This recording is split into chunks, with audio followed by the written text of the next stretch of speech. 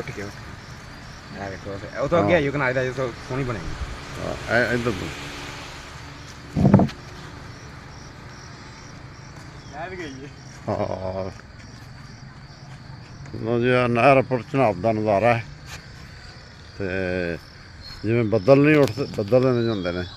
ਤੇ ਧੁੰਦ ਇਸ ਤਰ੍ਹਾਂ ਹੀ ਲੱਗਦੀ ਜਿਵੇਂ ਬੱਦਲ ਨੇ ਤੇ ਇਹ ਫਿਰ ਉੱਤੇ ਨੂੰ ਮਰ ਕੇ ਉਹ ਵੇਖੋ ਉੱਪਰ ਨੂੰ ਉੱਠ ਰਹੇ ਨੇ ਮਤਲਬ ਹਾਂ ਆ ਵੇਖੋ ਇਹ ਪੁੱਲ ਹੈ ਤੇ ਜ਼ੂਮ ਜ਼ਿਆਦਾ ਹੀ ਹੋ ਗਈ ਹਾਂ ਇਹ ਖੂਬਸੂਰਤ ਨਜ਼ਾਰਾ ਜੀ ਠੰਡੀ ਠੰਡੀ ਇੱਕ ਪਾਣੀ ਹਿਸਾਬ ਦਾ ਕੋਇਲ ਬੋਲ ਰਹੀ ਹੈ ਪਾਣੀ ਵੀ ਇੰਝ ਹੀ ਹੈ ਜਿਵੇਂ ਬਰਫ਼ ਵਾਲਾ ਹੁੰਦਾ ਤੇ ਉਹਦੇ 'ਚ ਤੁਹਾਨੂੰ ਪਤਾ ਜੇ ਠੰਡ ਜ਼ਿਆਦਾ ਹੈ ਤੇ ਫਿਰ ਉੱਤੇ ਜਿਹੜਾ ਨਾ ਧੁੰਦ ਜਿਹੀ ਆ ਜਾਂਦੀ ਹੈ ਤੇ ਜਿਵੇਂ ਗਰਮੀਆਂ ਦੇ ਵਿੱਚ ਧੁੰਦ ਇਸ ਨਹਿਰ ਉੱਪਰ ਚਨਾਬ ਦਾ ਕਮਾਲ ਹੈ ਇਹ ਪਾਣੀ ਜਿਹੜਾ ਕਸ਼ਮੀਰ ਤੋਂ ਆਉਂਦਾ ਚਨਾਬ 'ਚ ਹੁੰਦਾ ਚਨਾਬ ਤੋਂ ਇਹ ਨਹਿਰਾਂ ਨਿਕਲਦੀਆਂ ਨੇ ਤੇ ਪੂਰੇ ਪੰਜਾਬ ਨੂੰ ਸਰਾਬ ਕਰਦੀਆਂ ਨੇ ਬਹੁਤ ਅੱਛਾ ਜੀ ਜ਼ਬਰਦਸਤ ਹੈ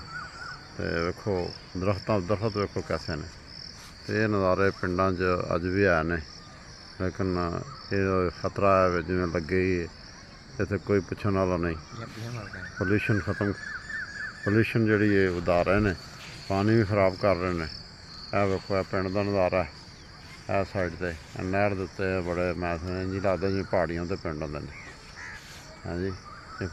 ਪਹਾੜੀਆਂ ਦੇ ਘਰ ਨਹੀਂ ਸਨ ਜਿਵੇਂ ਹੁੰਦੇ ਇਸ ਤਰ੍ਹਾਂ ਹੀ ਤੇ ਪਹਾੜੀ ਤਾਂ ਨਹੀਂ ਇੱਥੇ ਲੇਕਿਨ ਨਹਿਰ ਦੇ ਉੱਤੇ ਨੇ ਤੇ ਇੱਕ ਅਲੱਗ ਹੀ ਨਜ਼ਾਰਾ ਤੇ ਬੜਾ ਖੂਬਸੂਰਤ ਲੱਗਦਾ ਜੀ ਮਾਸ਼ਾਅੱਲਾ ਤੇ ਇਹ ਸਾਡੇ ਪਿੰਡ ਅਬਦਾਲ ਦਾ ਸੀਨ ਹੈ ਸਾਰਾ ਇੱਥੇ ਜਿੱਥੇ ਸਾਡਾ ਵਕਤ ਗੁਜ਼ਰਿਆ ਸਾਰਾ ਇਹ ਵੇਖੋ ਹੁਣ ਆ ਰਹੀਆਂ ਨੇ ਪਬਲਿਕ ਆਪਣੀ ਟਰਾਂਸਪੋਰਟ ਲੋਕਾਂ ਦੀ ਹੁਣ ਤੇ ਅੱਗੇ ਸਾਡੇ ਵਕਤਾਂ 'ਚ ਤਾਂ ਕੋਈ ਨਹੀਂ ਟਾਂਗੇ ਹੁੰਦੇ ਹੁਣ ਮੋਟਰਸਾਈਕਲਾਂ ਨੇ ਗੱਡੀਆਂ ਨੇ ਸਭ ਕੁਛ ਹੈ ਲੇਕਿਨ ਉਹ ਬੰਦੇ ਨਹੀਂ ਤੇ ਬਹਰਹਾਲ वक़्त हर चीज़ का राज है। बहुत शुक्रिया।